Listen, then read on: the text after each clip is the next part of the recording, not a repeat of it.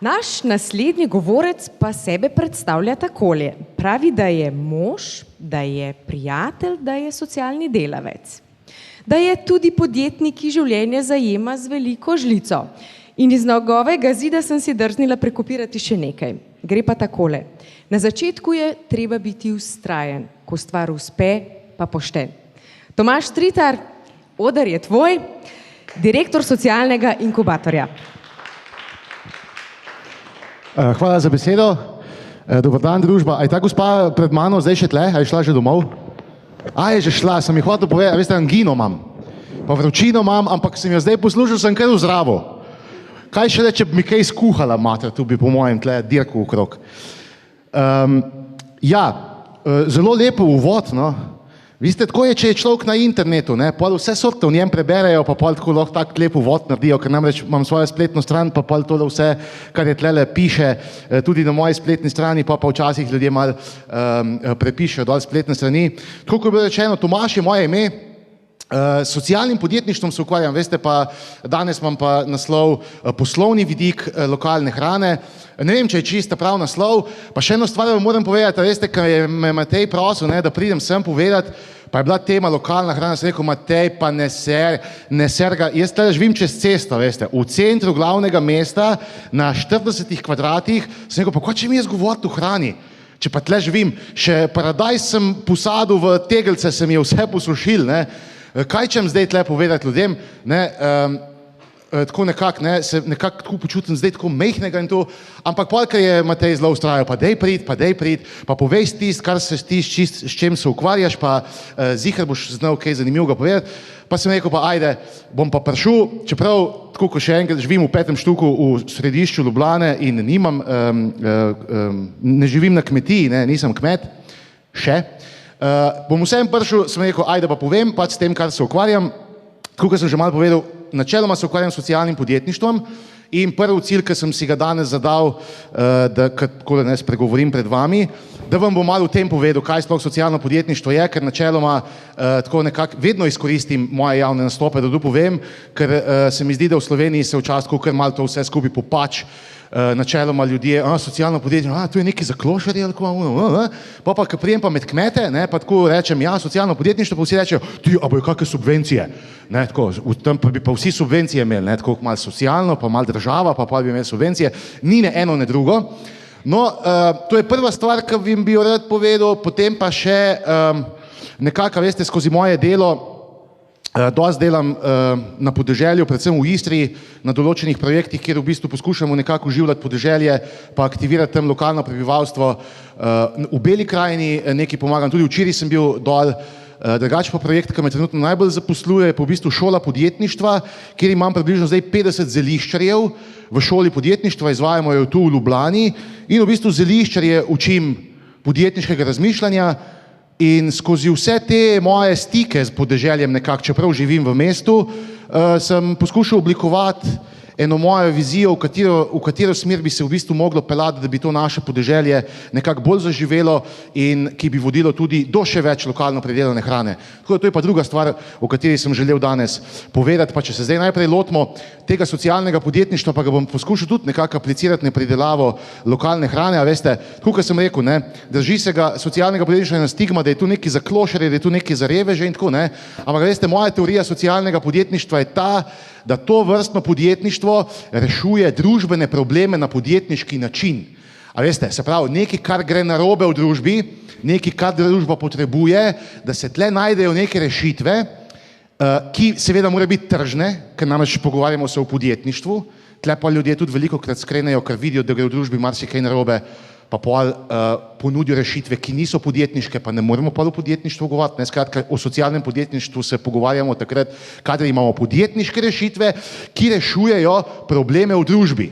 A veste, zdaj pa kaj gre v družbi narobe, kaj so družbeni problemi, vsak posameznik praktično sam vidi, ne, a veste, ker vsak malo drugače gleda na svet, vsakega kaj drugega mot in zato je v bistvu polje inovacij družbenega ali pa socialnega podjetništva neskončno. A veste, inoviramo lahko vse sorte, od električnih avtomobilov do obnovljivih virov energije, do ponovne uporabe odpadkov in tako naprej in tako nazaj in seveda lahko inoviramo tudi področje hrane. Namreč na današnjem dogodku je rdeča nit hrana, je rdeča nit lokalna hrana in v bistvu tudi skozi podatke, ki so bili danes že predstavljeni, vidimo, da je v Sloveniji samooskrba nizka, samopreskrbnost nizka, iz tega lahko potegnemo ven, da imamo kot družba velik problem, ne? Se pravi, da pridelamo manj hrane, kot jo pojemo, kar je seveda ogroža našo suverenost, kot družba imamo s tem problem in tudi to je lahko polje inovacij, kjer socialno podjetništvo lahko ponudi neke rešitve, ne? In iz tega ven nastajajo nove podjetniške zgodbe. In v bistvu socialno podjetništvo v povezavi s hrano vidim predvsem tle. Je pa tako pogosto, da kadar se pa začnemo malo pogovarjati o pridelavi hrane, pa dosti hitro se prilepi zraven tudi zaposlovanje in ustvarjanje novih zelenih delovnih mest. Zdaj tisti, ki mogoče malo bolj gledate tole pravo idejo, to je tale na nacionalki oddaja o podjetništvu, je zdaj v predzadnji bil recimo Goran Milošević, gost, ki vodi ekosocialno kmetijo Korenika in tam smo lahko videli tudi, da imajo 65 ljudi na tej kmetiji zaposleni, večina od njih je invalidov in na tej kmetiji ustvarjajo tudi delovna mesta. Tako da v bistvu, bom rekel, za to pridelavo in predelavo hrane lahko začnejo nastajati seveda v teh podjetniških zgodbah tudi delovna mesta, vendar se mi zdi pomembno, da se najprej osredotočimo na samo inovacijo, ki jo povzroča pač pridelava in predelava hrane. Delovna mesta so pa potem seveda posledica, če vam fajn gre, ne? Ker zaposliti ljudi pa nič zaslužiti pač ne gre, ne? Vsaj na dolgi rok ne, ker skozi delate bulo. Ne? No tako, evo, to sem vam hotel zdaj za uvod povedati, kako jaz vidim socialno podjetništvo in kako je socialno podjetništvo za moje pojme lahko povezano tudi s pridelavo lokalne hrane. Zdaj pa, če se dotaknem še malo tega skozi moje izkušnje, kako jaz nekako vidim, kako bi lahko v bistvu povečali to pridelavo lokalne hrane, ne? Če izhajamo iz tega, da je hrana zelo pomemben aspekt človekovega življenja, ki predvsem vpliva na njegovo počutje in predvsem na njegovo zdravje in vidimo, da je čedalje več ljudi bolanih in da je čedalje več ljudi nesrečnih. Mislim, da tle rabimo neke inovacije in kako zdaj priti do tega, da se bo več ljudi ukvarjalo s hrano, da bo več ljudi si vsaj mogoče svojo hrano predelali, pa iz tega še kak biznis naredili, sem si v bistvu zamislil 4 korake, po katerih mislim, da bi mogli iti, pa sem jih tako poimenoval, da se malo rimajo, ne? In sicer, se pravi, prvi korak motivacija, drugi aktivacija, tretji penetracija in četrti antifrustracija. Pa vam bom zdaj malo povedal, kako sem si to zamislil. Ne, lejte, tle sem rekel, prvi korak je motivacija. A veste, kaj jaz hodim po slovenskem podeželju, ne, tudi sam sem drugač iz podeželja, iz Zasavja sem doma, moji starši imajo kmetijo doma in tako, ne. A veste, jaz nekako vidim, da ljudje, ki imajo površine, ljudje, ki imajo kmetije, ne dojamejo, da je lahko to tudi biznis. Da je hrana lahko biznis, da je lahko vir tudi zaslužka. A veste, tega jaz ne vem točno, zakaj se to dogaja, ampak ljudje kar tega ne razumejo.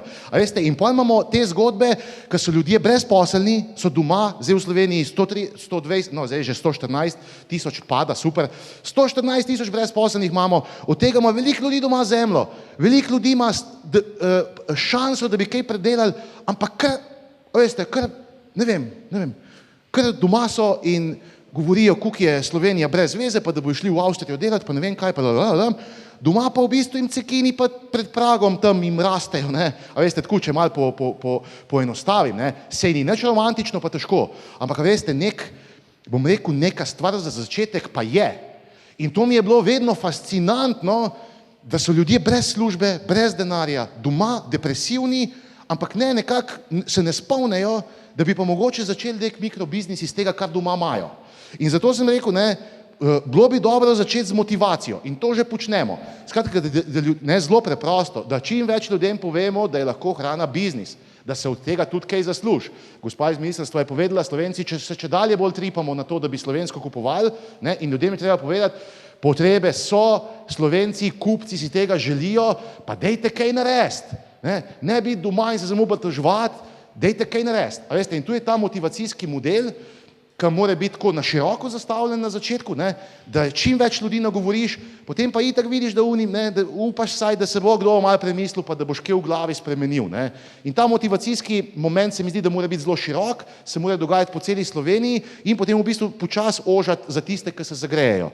Ne. In tisti, ki se zagrejejo, potem mogoče pridejo do polja aktivacije, kjer pa v bistvu, ne, da se človek odloči, ok, bom pa probal. Ne? A veste, in tle pa pol pridemo, tle imamo pa zdaj z mojimi sošolci iz te želiščarske šole tudi, ne? A veste, ker so ljudje videli, da mogoče bi se pa res nekaj dal, potem pa dejansko začnemo prehajati v to, da bomo nekaj naredili. Ne? In tle se mi recimo zdi ena najbolj pomembnih stvari, ki je treba pasti na to, je prenos znanja. A veste, to sem šele v bistvu zdaj ugotovil, odkar se z zeliščarji družim, kako je obdelovanje zemlje v bistvu zelo zahteven tehnološki proces. A veste, in ni dovolj, da imaš zemljo. Marsikaj se moraš še naučiti. In ne bo, tako nekako, a veste, zdaj sem celo en občutek dobil, a veste, ko tudi svojo domačo situacijo spremljam, Lejte, jaz sem očeta starega 65 let, on je doma na kmetiji, celo življenje je delal, znanja ima ogromno. 2 sinova sva, en je že povedal, da ne bo kmetoval in jaz sem zdaj na točki, ko se odločam ja ali ne. Ampak poglejte, on je star 65 let, mi imamo mogoče še 5 let šanse, da nekaj narediva skup in da on mene vse nauči, kar ga je njegov ded naučil, kar ga je njegov oče naučil, da prenese to name. Ker namreč, če se to ne bo zgodilo zdaj in recimo se jaz od njega ne bom naučil stvari in me bo prijelo, ne vem, čez 10 let, da bi kmetoval, se bom mogel naučiti vse na novo.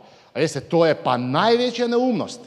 In zato smo zdaj v bistvu ljudje po vojni, rojeni po vojni, moj oče je rojen po vojni, je zdaj generacija v bistvu, ki se spravlja v pokoj in je čedalje starejša in oni so še polni znanja o tem, kako pridelovati in če ne bomo tle kot družba odreagirali, bo šlo z njimi v grob ogromno enega znanja. Krize bojo čedalje hujše, jaz sem prepričan, hrana bo postala še bolj pomembna, kot je zdaj in marsikdo bo še hotel pridelovati, pa več ne bo znal. Tako da se vrnem nazaj na tole aktivacijo. Ljudi je treba potem tudi naučiti, kako se s to zemljo dela.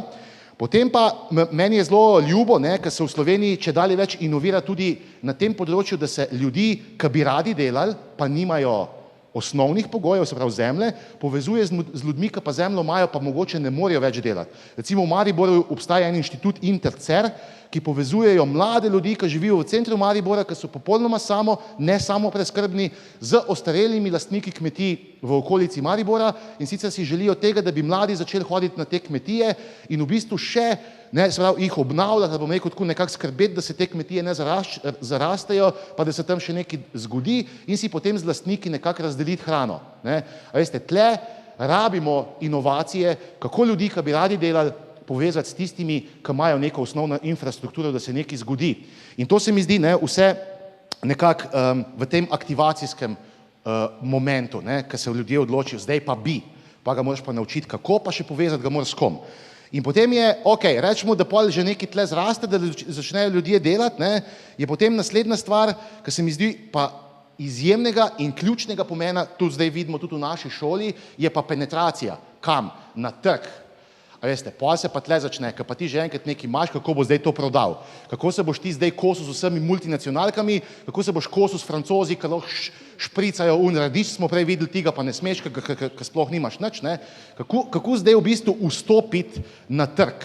A veste, kako se kosati z velikimi blagovnimi znamkami, kako v bistvu enega Slovenca prepričati, lej, kup od mene, ker je prej gospa super povedala, kup od mene, lej me uči, a vidiš, jaz sem tle, ne samo, da ti hrano dal, tudi mojo energijo ti bom dal, a veste, to, da ti v bistvu nekako osvojiš neka orodja prodaje in marketinga in znamčenja in ustvarjanja blagovnih znamk.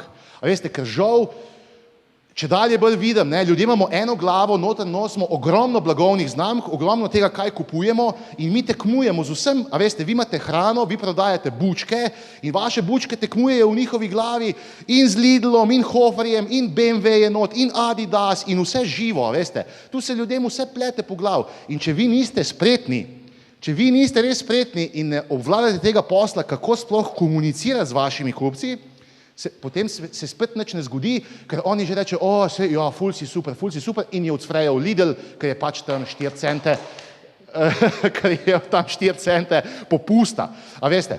In v tem polju penetracije se mi zdi pomembno ljudi naučiti, kaj sploh blagovno znamčenje je, kako se ustvarja blagovna znamka, in pa me ljudje vprašajo, jaz imam kmetijo, pa kako ne zdaj blagovno znamko delam. Moj nasvet je, delijo iz enega izdelka, ne delijo z kmetije, ne delijo z tega, da ti kar prideluješ vse, Če imaš bučke, pa še paradajz, pa še krompir, zber si bučke in naredi, da je tvoja bučka, da vsak Slovenc mora imeti tvojo bučko. Ker namreč, če ti narediš blagovno znamko iz svoje bučke, jej bučke gor, bučke dol, ti počas prebijaš do ljudi s to svojo bučko, ki ti pa enkrat zaupajo in od tebe kupujejo bučke, bodo pa kupili tudi paradajz, tudi krompir, zato ker ti bojo zaupali. In bistvo grajenja blagovne znamke je vedno grajenje zaupanja s kupcem. Ker ljudje grejo v Lidl rajš kak teb, ker Lidlu že zaupajo, teb še pa ne. Saj vedno je agenda odzad, nič ne delamo kar tako za brez veze. A veste, tudi to, da hodimo v Lidl, je svoj načrt zraven. Tebi ne zaupajo, ker te ne poznajo.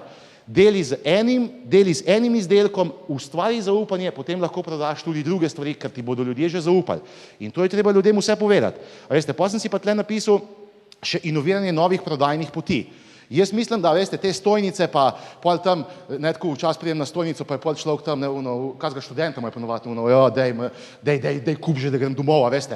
Tu je mim, Jaz mislim, da moramo tudi inovirati poti do kupcev nove, In recimo internet nam lahko dosti le pomaga, recimo aplikacije, kot so Nakupujmo skupaj, pa tile zabojčki, pa to, kar dela Zavod Viva, da v bistvu kmete povabi v podjetja, da ljudje na svojem delovnem mestu si naročijo hrano in potem, ko grejo domov, jih kmet čaka na parkirišču in si samo dajo svoj zabojček v svoj prtljažnik in se odpeljejo. Jaz mislim, da tle so poti, tle so inovacije, na katerih moramo graditi, da tudi ne samo, da rečemo, bomo imeli blagovno znamko, pa se bomo postavili na stojnico, to, kar delajo kmetje že 200 let ali pa 1000 let ali pa odkar kmetje obstajajo, dajmo pogruntati kakšne nove poti do kupcev.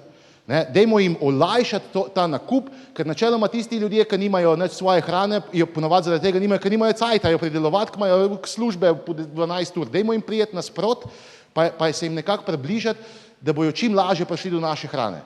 In spet neke inovacije v Sloveniji so že in mislim, da na tem moramo graditi, na novih poteh do kupcev. In pa tle sem si napisal še pri penetraciji na trg kmetje kot rok zvezde. A veste, zakaj mi poveličujemo ljudi, ki so obogateli s tem, ki so enega mačka narisali v telefon in zdaj ga neki božaš in zdaj si glavna zvezda in si ful cool. Lejte, pa dajmo še kmete častiti.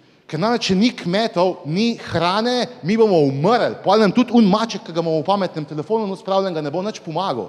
A veste, in tle je tudi na strani kmetov, postavci treba pa reči, lejte me, brez mene bi vi že tenko piskali. Jaz sem zvezda, jaz sem rok zvezda. A veste, tako, da se v bistvu nekako začne dvigovati, bom rekel, da se tudi ljudje, kmetje z imenom in priimkom začnejo pojavljati kot osebne blagovne znamke, ki nekaj pomenijo v tem našem prostoru, tudi v gospodarskem smislu. In ne kao, ja, imamo gospodarstvenike, pa tam neki pa, sej sicer imajo take proizvodne, malo zastrupljajo okolje, pa ljudi ful slabo plačujejo, ampak kao on ima tovarno, pa ima 500 zaposlenih, pa je ful cool. Veste, pa imamo pa tam kmete, ki pa fantastične stvari delajo, pa jih kar noben ne vidi. Tako da tudi tu nas še čaka. Skratka, da kmetje postanejo zvezdniki in kmetje postanejo vzor, da brez njih ni nič. No, potem je pa še zadnja stvar, o kateri sem hotel povedati, antifrustracija. Veste, ta antifrustracija se pa izključno nanaša na potrošnika in to je za mene trd oreh, tle ne znam še ponuditi kakih pametnih odgovorov. In sicer, veste, tako včasih, jaz sem zdaj poročen 2 leta, včasih sem pa tudi jaz punce usvajal in ona punca, ki njim benga hotla, smo rekli, da je zafrustrirana. In tako se mi včasih zdi tudi pri kupcih, da mi jim vse sorte lepe zgodbe povemo in vse jim povemo, kaj mi super delamo, ampak oni so kar zafrustrirani in nas nočijo. In kar grejo nekam in kupujejo eno junk hrano, brezvezno, pocen, tako, mi pa jim skozi govorimo, koliko smo fajn.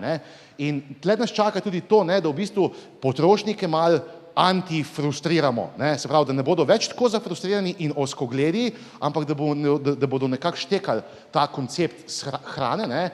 Ampak tu sem zdaj nekako gotova, veste, hrana kljub temu, nepojemljivo mi je, zato sem rekel, da ne znam še povedati pravih odgovorov, nepojemljivo mi je, da ljudje zelo malo posvečajo pozornosti hrani, malo tega, kaj sploh uživamo, a veste, ker večina Mislim, to mi je nepojemljivo. Večina se ukvarja s tem, a je zdaj Joel še v baru, kdo je zdaj šel z Big Brotherja domov, a veste, kdo je zdaj, ne, in če tisti, ki ne gledajo pa teh tračarskih zadev, se pa sam sprašujejo, kje je Janša, a veste, sam tu jim gre okrog po glavi, ne, potem pridejo pa k Peku in rečejo, a daj mi eno štručko tam, ne, a veste, in mu sploh ne pade na pamet zdaj, kje je zdaj ta štručka prišla, zato ker on je obremenjen s tem, kdo je zdaj šel v baru in a je ona dvignila majico ali ni, razumete? In pol tle nekako pridemo, ne, da ljudje ne dajejo poudarka temu in pol tako rečejo, ja, ful si fajn, Slovenc, pa prideluješ, super, in pol grejo tam in kar nekaj kupijo. A veste, ker jim je to čist ena tretja fora. Ne? In mi moramo tle kot kupci odreagirati, ne?